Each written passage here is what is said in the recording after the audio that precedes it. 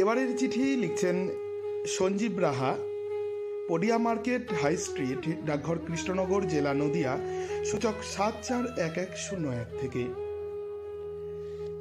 প্রিয়ম্বদা পত্রালী, ভুলের মাসুল নিয়ে কোনো কথা বলতে বা লিখতে গেলে প্রথমেই রবীন্দ্রনাথের রামকানাইয়ের নির্বুদ্ধিতা ছোট গল্পের কথা মনে পড়ে যায়।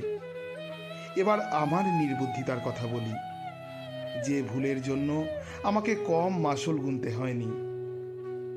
বিগত মার্চ 2020 সনে সারা বিশ্বে এলো এক সর্বনাশী কোভিড রাজত্ব। কোভিড বিধি সহ লকডাউন চালু হলো পুরো দেশ জুড়ে। চালু থাকলো শুধু অত্যাবশ্যকীয় চিকিৎসা ও নাগরিক পরিষেবা। শত সহস্র মানুষ কোভিড উপসর্গ নিয়ে হাসপাতালে ভর্তি হলো। একজন চিকিৎসক হিসেবে সহকর্মী ও পরিবারের সকলের নিষেধ অগ্রাহ্য করে হাজির হলাম চেম্বারে। তখনও বাজারে ভ্যাকসিন আসেনি। আমি জ্বর, সর্দি, কাশি, খাবারের স্বাদ গন্ধহীন অবস্থায় কোভিডে আক্রান্ত হলাম। তখন সামান্য কয়েকটি ওষুধেই সেরে উঠে ভাবলাম, অন্যান্য ভাইরাস ইনফেকশনের মতোই আমিও বোধহয় কোভিড প্রতিরোধী হয়ে গিয়েছি।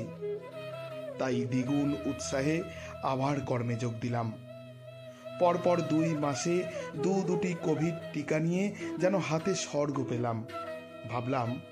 ভাবলাম আমার আর কখনো এই রোগ হবে না। প্রথমবারের ভুল থেকে কোনো শিক্ষা গ্রহণ না করে কর্তব্য ও মানবিকতাকে সবার ঊর্ধ্বে স্থান দিলাম। কিন্তু 2021 সালে আছড়ে পড়া কোভিডের দ্বিতীয় ঢেউয়ে আমি ও পরিবারের সকলে সম্পূর্ণরূপে কুপোকাত হয়ে গেলাম। জ্বর, সর্দি, কাশি, সঙ্গে প্রবল শ্বাসকষ্ট। তাই তড়িঘড়ি আমার স্থান হলো আইসিইউতে। পাড়া প্রতিবেশী, এমনকি স্থানীয় পৌরসভা পর্যন্ত ঠিকমতো খাবার পানীয় আমাদের পরিবারকে পাঠায়নি। আমার ভুলের মাসুল গুনে কোনো রকমে মৃত্যুর হাত থেকে রেহাই পেলাম। নতুন বছরের শুভেচ্ছা সহ চিঠিটি লিখেছেন সঞ্জীব রাহা, পডিয়া মার্কেট, হাই স্ট্রিট, ডাকঘর কৃষ্ণনগর, জেলা নদিয়া, সূচক 741101 থেকে।